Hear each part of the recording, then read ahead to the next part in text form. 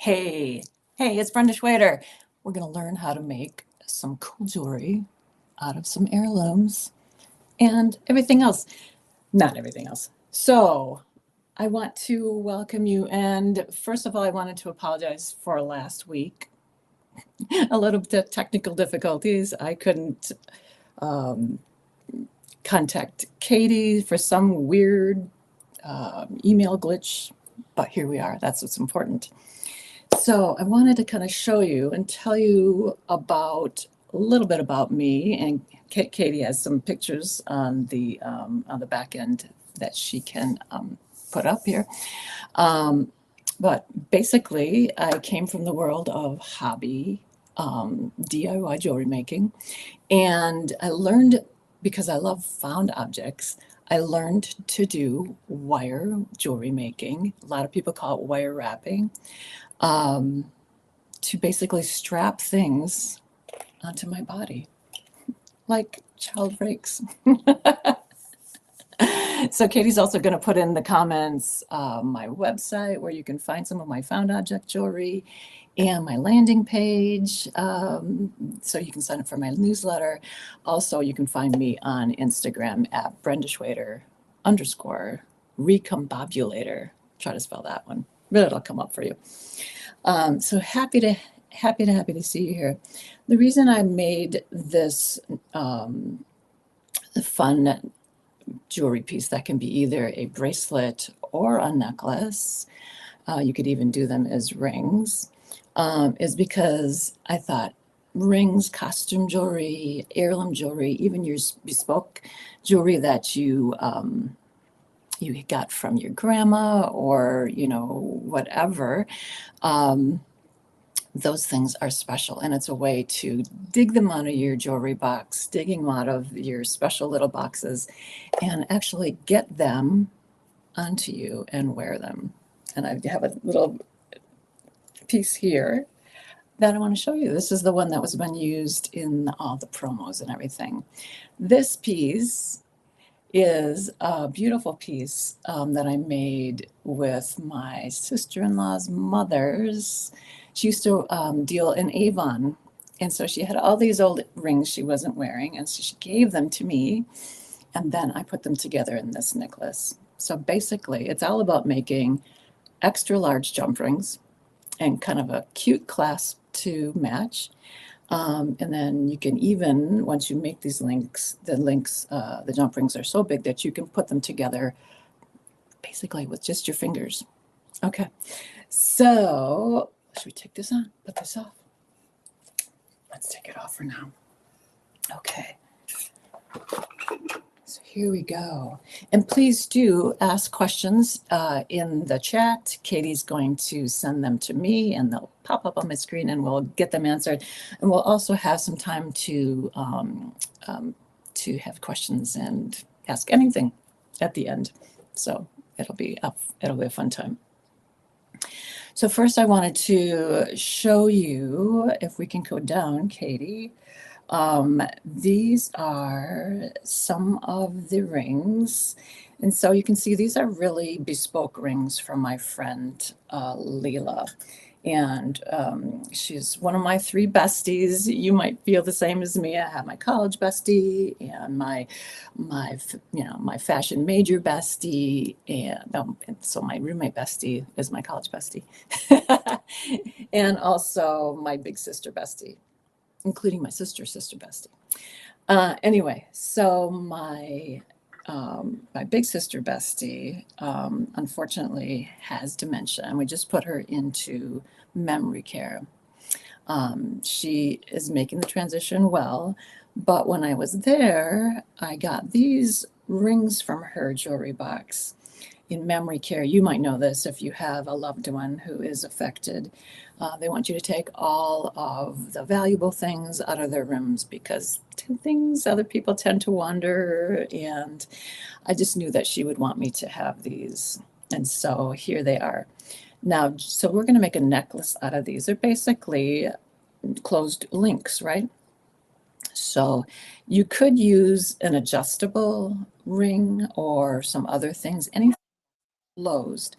So just don't use like something that's adjustable, like the jump ring could kind of come out of, or something like that. So these are all nice and closed. I think it was this guy here. I can't remember now. They're all so nice and round. I actually had to put on a ring mandrel, and I don't know what happened to it, but you'll see on my Instagram that I had to kind of take it and put it on the ring mandrel and make it round again. I don't know what happened. Someone stepped on it. Someone did something, you know. So we wanted them all to be round. Okay. I will tell you that for the bracelet version, this is going to be 1, 2, 3, 4, 5, 6 rings are going to be a little short. So this is going to be a small bracelet, and you can do what you want. I tend to like to put every other one kind of the opposite way, and you can kind of fuss around with this. If you don't like what you come up with, it's so easy to be able to change around. So I just kind of want to let you know where the rings are coming from today, and they're all these beautiful gemstone rings that we will make into the bracelet, or the ringlace. No, ringlet. The ring lace is the necklace. I get so creative with my naming that I forget what I'm doing. All right. I just wanted to go over a few of the tools that you'll be using as well. Now, you can use anything basically that you have in your home. Maybe you do jewelry making, but maybe you're from one of the other areas of Craftsy, sewing, quilting, all the wonderful things that they offer. But you might have something like this rod, and basically, hopefully you have downloaded the template here, the free download. And if you haven't, I'm sure that Katie will put this into the link to download it into your comments here. But basically, I've kind of denoted here, and these are all the different sizes of jump rings. So basically, I've kind of created a jump ring template for you to show. But these are the extra large ones that I think you could use depending on the breadth of the band. Maybe you've got a signet ring that would need this extra large. But today we'll be using this one here that's got a 3/8 inch. I don't even know sure what's in millimeters, but let's just stick with inches, shall we? Inner dimension, which means inside the ring, it's 3/8 inch. Okay, and then we're going to go on to the clasp a little bit later here. But so again, anything in your thing. Oh, looks like this one's actually 1/2 inch. So I'm going to put that one off to the side. But and how you can tell is that, let's see here, I just put that right down and see it is the 1/2 inch, and that's how I know. So we're going to put that one to the side. And you might have something like a big round nose from your workshop in your garage or something like that. I know that the bottom part of this round nose is my 1/8 inch, 3/8 inch, sorry. Also, these are available at your craft shop. And this bottom one here, this comes in a set of 2, is 3/8 inch as well. So you can find something.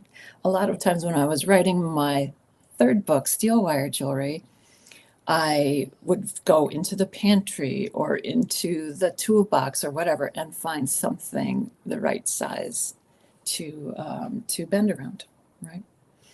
Once we get our things formed, we're going to have to file the ends, and we just use like a little needle file, or you might have an emery board in your house somewhere, look in the bathroom, and then a nice cutter. Okay. So I've got a few pieces extra here. It's like a cooking show. Things automatically appear and are done at different stages. Well, let's go ahead. And obviously the supplies you need are this set of rings, and then you'll want to have some thicker wire. Okay. You could even use this 12 gauge aluminum wire, although I will say that you might want to make a double ring because aluminum doesn't harden very well, which is what we're doing with the hammer. It's called annealing. Okay. You could, let's see, like 18 gauge or 16 gauge. Copper looking, and gold, silver. You can even cheat a little bit. And I grabbed some of these yesterday just to show you other things you can pick up. Maybe you want like a large lobster claw, but I really like the chunky look of the big extra large jump rings with this. It just sort of gives it, some heft and a nice aesthetic. Okay, so let's get going with the actual making part. And don't forget to ask your questions. You might be working along, and then you might have some questions as well. Okay. So let's see here. Just so I can just show you with another wire, I've used steel wire because that's my shtick, and I like it. By the way, we'll also be having kits available for this on my site, www.brendaschweder.com, by tomorrow. So you can make your own. But for now, let's just work with this wire right off the spool. And let me see, I'm going to try to find, let's see here. Let's work with this. Here, it would help if I did this, right? Hey. Okay, 16 gauge, and this is an antique copper wire. Okay, I'm just going to grab this because it's probably closer to something that you already have. And I'm just going to tightly wind around here. Now, I will say that if you work with something like this, the bigger round nose, you'll only be able to make one at a time because this is tapering smaller and smaller, and you do want all of your jump rings to be one size. Alrighty. Okay, so I'm just going around this one. You can see one size, and then it tapers down to the next size and next size. So I can get 2 or 3 jump rings on here. By the way, you guys, all goes back to the lessons that I taught in essential wirework techniques. So if you need more, more than we can do here in this little class, go ahead and get that one. And I'll show you all of the things that you can learn about jump rings and that type of thing for this class. I do want to mention too that this is the first of 3 series of using found objects in jewelry making, which I just think is the cat's pajamas. We'll be coming back. I'm looking at my notes here for a project called Feature Frame, and maybe Katie can put those up at the end. That one will be May 11th and June 8th. Up and up. You guys know, use your peepers here, what goes on. And that one's June 8th for one called Loopy Frame. So all kinds of fun things. Okay, so back to this. So I'm just tightly winding around only this space right here. And so I really have a really nice, consistent shaping, and I've made probably about 4. Okay, you're going to clip those back, and I'm just going to, you'll see I just kind of flip. I always try to hold both ends, and then I'm going to actually, let's see here, that's right. I'm going to go right to the next one. Hopefully you guys can see that okay. Katie will let me know if I need to move down farther. And I'm working with the back you can see that round, or I'm sorry, the flat part toward the butted area of the jump ring. And so there I've got my first one. And right now, that is a little top hat on the end, so I'm going to go true that up. And again, always the flat part to the end that is going to be sort of the working butted end of the jump. And then I'm just going to keep going on. Okay. I'll just make a couple here. One more.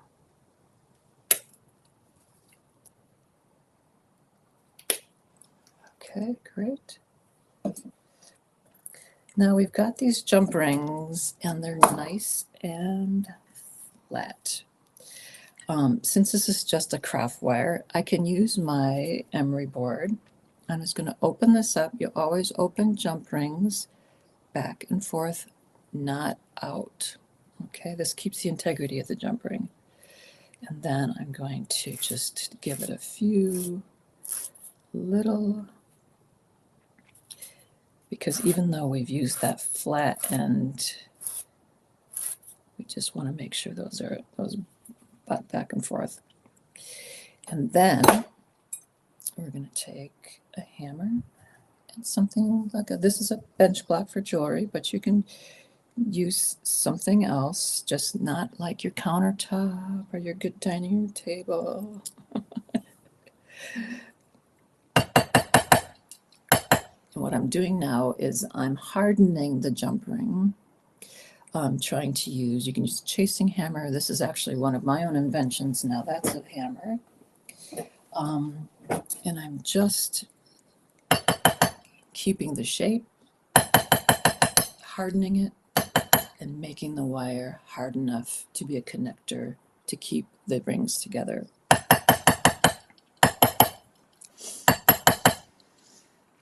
Here's my allergies. Oh, goodness. Now you can see that basically what happens is because you're working with it, let's see if we can see this here. It's become open again. So I'm going to put it right back on. And it'll have gotten a little bit bigger. But if I want to close that, I can use this like that. Or I can just back and forth. Can you hear that little? Hi, Lisa from Georgia. Hello, Barbara from Maryland. Helen says hello. Hello, Helen. Okay. Is that Helen from Wisconsin? Okay, so here we go. Sometimes I just give it one more little boom. So you're going to do that to the rest. And if you think you need to go back and do a little bit more filing on those ends, go ahead and do that. There's not a whole lot of rules here.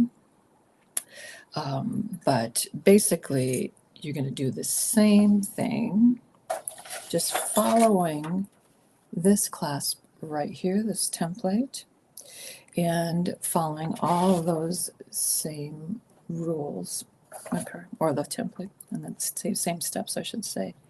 Down here, we've just even shown you which wire gauges work best, and again, you have this template to follow for the sizes. Alrighty. Okay. So I've got my rings in the arrangement that I want, and I'm just going to quickly open and close them. Excuse my sniffles. Goodness gracious. Onto here, and opening it, opening each link, and then closing them. Let's see, that one's up, so again up, so I want that one down, And then if you listen, you can hear the ends. Okay. And then we're just going to keep going on, guys. This is the hardest part, actually, is just making sure the rings are oriented the right way, because you got to pick it up. Okay, this one goes down. All right. And look at, I'm just doing it with my fingers. Okay. Just a few more. Quiet group today. Not a whole lot of questions. It's a pretty easy, though, project, right? So this one is the thickest ring shank here. I guess it's a shank. I'm confused. And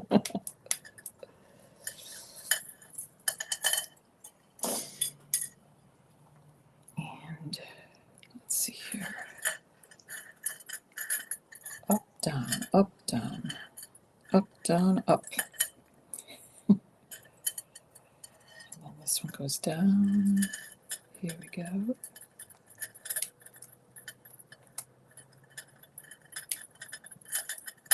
Okay, that one's up, that one's down. Then I'm going to take the remaining jump ring. So that one was 1, 2, 3, 4, 5, 6. Again, this is going to be a smaller bracelet. You would probably do 7 or more, depending on the size of your wrist, or the wrist that you're making this for, or the neck. So obviously just add more for a necklace. And here we go. So all we're going to do to actually wear it is use the clasp to go right down on here.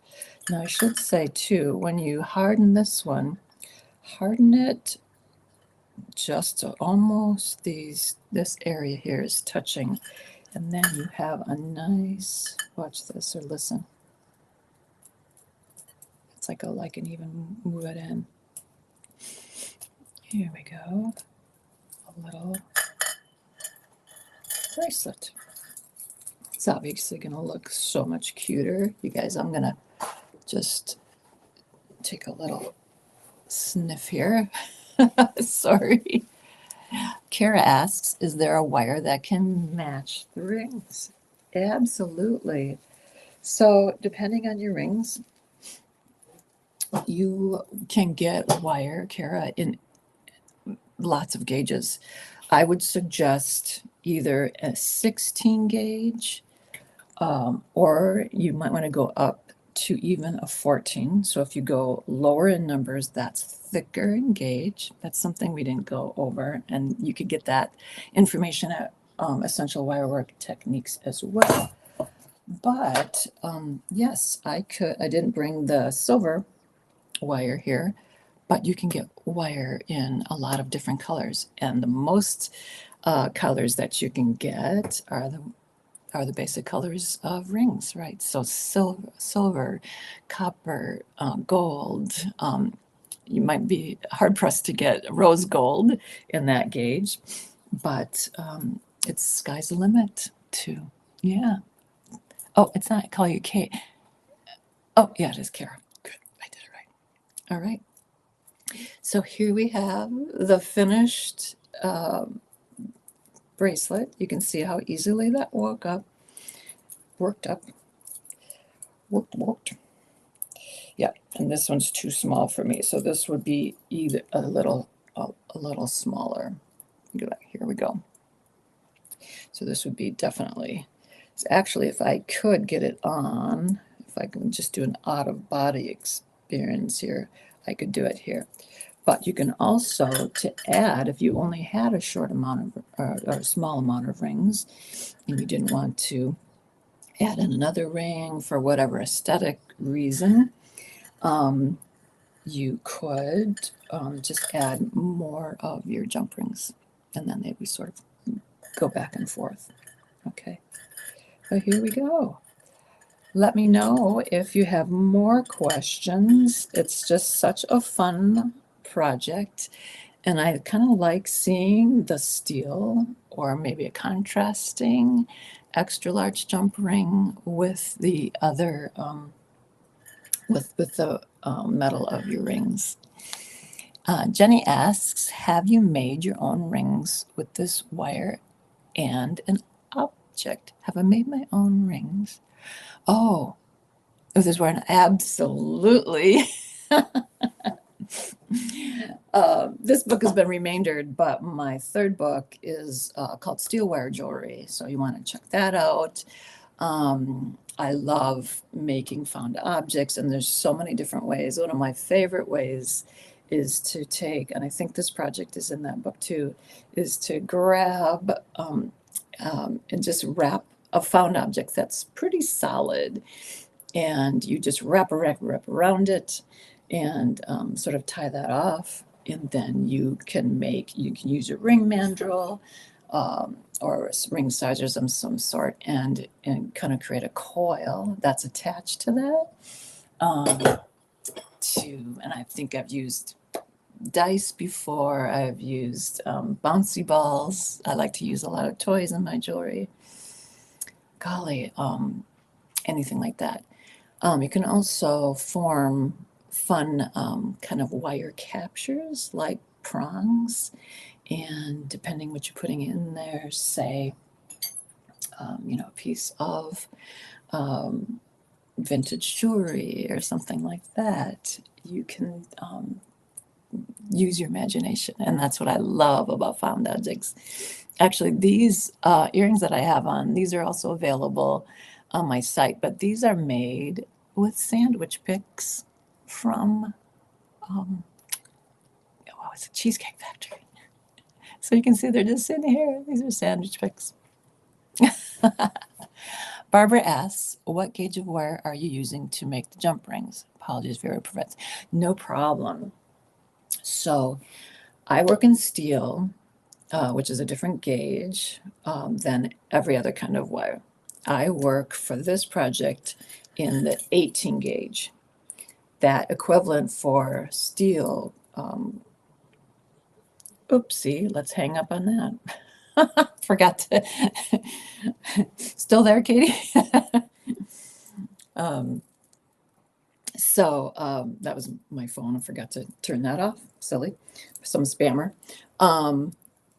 I use 16 gauge everything else. So that's, let's see here, silver, gold, copper, aluminum, all of that. And you can use heavier as well if you like that chunkier look. This is actually a 12 gauge aluminum, which would look really kind of fun. But at the beginning, I sort of warned you against working with this because it's aluminum. So you can try to harden it, but it's just going to not harden enough really to provide a nice stable closure. Let's see here. Cool. Arden says, so nice to hang out with you on this beautiful day. Thank you so much. Thanks to everyone. And let's just hang out for a little bit longer and see if there's a few. Okay.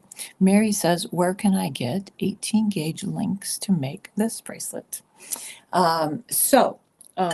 Tonight I will load onto my site, www.brendaschweder.com, kits for you. And so everything would be made for you already. That's sort of the beauty of this. I think I showed you this necklace here was made with all Avon link rings from my friend's, my sister-in-law's mother's collection. I've had a dear friend who her husband passed, and she even used, that was one of the pictures in the promo, a necklace using his keychain with a religious medal of his, and then some other rings that she had gotten from her daughter. So it was kind of an amalgamation of her family that she could wear as a necklace. And then take, you want to try to work it out a little bit, but so a regular size bracelet would be 7 rings. So you probably want to use upward of 20. It might be fun nice a long necklace depending on what you have. And the kits will be available for bracelet, regular sort of 18-inch necklace like this one, or a longer necklace as well. Thank you, Barbara. Thank you, thank you. So, and Katie, just let me know if there's any other questions. I think I've covered. Oh, she says, looks like that's it.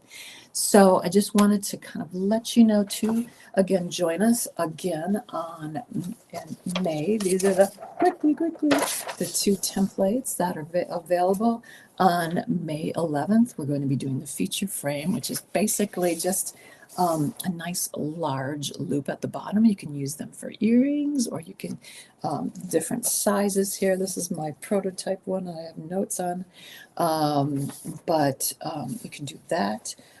We'll be doing that on May 11th again, and then on the 8th of June, we're going to do the loopy frame, which is so much fun to go ahead and put, like, I don't know, brooches, or you can wire different things, different found objects onto that, and we'll have some of those examples in the promos that you'll see for that.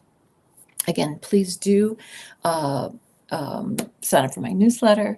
Follow me on Instagram at Brenda Schweder _recombobulator, on Facebook at Brenda Schweder Jewelry, and check out my website at www.brendaschweder.com. Yeah, that's right. Thanks for joining me today, you guys. Mwah. Love you.